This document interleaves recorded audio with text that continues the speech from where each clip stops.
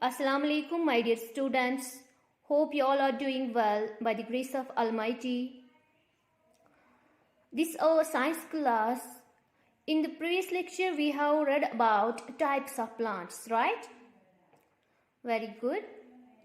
Today, we will read parts of a plant. Now you are well aware about a plant, about the types of plants. And today we'll discuss about parts of a plant. A plant has many different parts that perform various functions. ये जो plant होता है इसकी मुख्तलिफ parts होते हैं तो जिनकी अलग अलग फंक्शन होती है, जिनका अलग अलग काम होता है. The two main parts of the plant are root and shoot. और जो दो मेन पार्ट्स है, जो इसके मेन हिस्से हैं, मेजर हिस्से हैं, वो दो है. क्या क्या है? Root and shoot. Now what is a root and what is a shoot? I will tell you here. Root is that part of a plant which grows under the ground is known as a root. The part which grows under the ground is known as a root. Root उस हिस्से को बोलते हैं जो जमीन के नीचे उगता है, राइट? जो बड़े हो जाते हैं, उगते हैं जमीन के नीचे. एक प्लांट का वो हिस्सा जो जमीन के नीचे हिस्सा, जमीन के नीचे वाला हिस्सा जो होता है एक प्लांट का, उसको बोलते हैं root. Now the second part, that is known as shoot. What is a shoot? The part which usually grows above the ground is known as a shoot. Shoot उस हिस्से को बोलते हैं, ये जो प्लांट होता है, प्लांट के उस पार्ट को शूट बोलते हैं जो जमीन से ऊपर ग्रो होता है. That rises above the ground. That grows above the ground, जो जमीन के ऊपर उगता है, उस पूरे हिस्से को बोलते हैं shoot. Now what is the function of a root?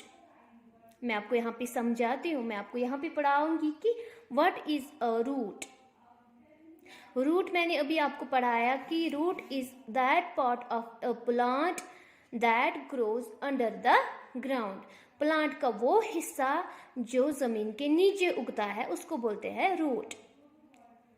तो अब मैं आपको इसी रूट की फंक्शन समझाने जा रही हूँ यहाँ पे कि रूट की फंक्शन क्या है. It helps to anchor the plant to the ground. जिसका मतलब है ये प्लांट को खड़े रहने में मदद करता है. ये प्लांट को फिक्स्ड रहने में, ज़मीन में ये फिक्स होता है. जब भी आप कोई प्लांट देखते हैं तो एक ही जगह पे फिक्स्ड होता है. तो ये किस में होता है? ज़मीन में फिक्स्ड होता है. और ये जो फिक्स होता है, it is due to roots. Root ही इस ज़मीन को पकड़ लेते हैं, तो जिसकी वजह से a plant anchors to the ground. Another function of a root, roots absorb the water and minerals required for the growth of the plant. Root की और एक फंक्शन ये है कि जब ये अब ज़मीन में है, ज़मीन को इसने पकड़ के रखा होता है, so that it anchors the plant to the ground. तो उसके बाद ये रूट जो होता है, ये जो पानी ज़मीन में मौजूद होता है, इसको एब्जॉर्ब कर लेता है, इसको जज़ब कर लेता है अपने अंदर.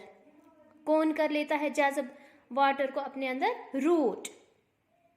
और वाटर के साथ साथ ये मिनरल्स को भी जज़ब कर लेता है. Minerals like calcium, magnesium, iron etcetera, तो इनको भी अपने अंदर जज़ब कर लेता है. तो जो कि एक ट्री को ग्रोथ के लिए ज़रूरी होता है, बढ़ने के लिए ज़रूरी होता है. उसके बाद शूट की function, right? But shoot is not a single part, it consists of stem, leaves, flowers and fruits.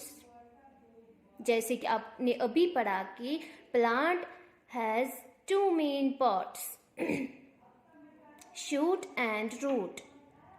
We have read what is a root and we have read its uses also.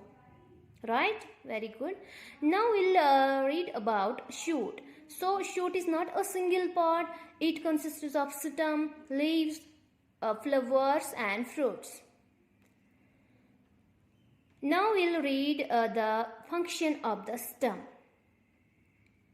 A stem is the stalk of a plant. It helps the plant to stand upright. ये जो stem होता है, main stock होता है, ये एक plant को खड़े रहने में मदद करता है, right? It carries water and minerals from the roots to the leaves and carries food prepared by the leaves to the different parts of the plants. तो ये जो स्टेम होता है, इसी पे ब्रांचेस उगते हैं, तो ब्रांचेस पे लीव्स, फ्रूट्स, फ्लावर्स उगते हैं. तो ये जो मेन स्टाक होता है इस प्लांट का, ये स्टेम, इसकी भी और एक फंक्शन होती है. ये जब अब रूट्स वाटर जज़ब कर लिए होते हैं, रूट्स के अंदर अब पानी मौजूद होता है और मिनरल्स मौजूद होते हैं, उसके बाद स्टेम का काम होता है इसको कैरी करना. तो stem carries minerals from the roots to the leaves. तो उसके बाद ये जो स्टेम होता है, ये इसी पानी को जो कि रूट्स में मौजूद होता है, इसी पानी को कैरी करते हैं बाकी प्लांट पार्ट्स तक. और इन्हीं मिनरल्स जो होते हैं, मिनरल्स एंड वाटर जो प्रेजेंट होता है रूट्स में, जो कि इस रूट्स ने जज़ब कर लिया होता है सॉइल से ये मिनरल्स और वाटर, तो उसके बाद स्टेम कैरी करता है ये पानी और minerals to the different parts of the plant like leaves, branch, flowers, fruits etcetera.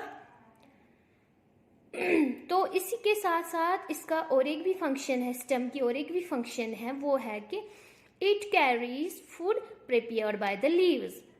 जैसे कि आपने सुना होगा, ये जो प्लांट्स होते हैं इसमें लीव एक पार्ट होता है, लीव्स, तो वो क्या करते हैं, वो फूड प्रिपेयर करते हैं by the process of photosynthesis. That will be also discussed later on. So food कहाँ पे प्रिपेयर होता है, लीव्स पे. तो अब ये लीफ जो होता है प्लांट का, इसने फूड प्रिपेयर कर लिया. अब इसको बाकी पार्ट्स तक पहुंचना होता है, तो इसके लिए स्टेम होता है available. Stem carries the food prepared by the leaves to the different parts of the plant. तो वाटर और मिनरल्स के साथ साथ ये इसको भी कैरी करता है, फूड को भी कैरी करता है to the other parts of the plant, right? Hope you might have understood this clearly.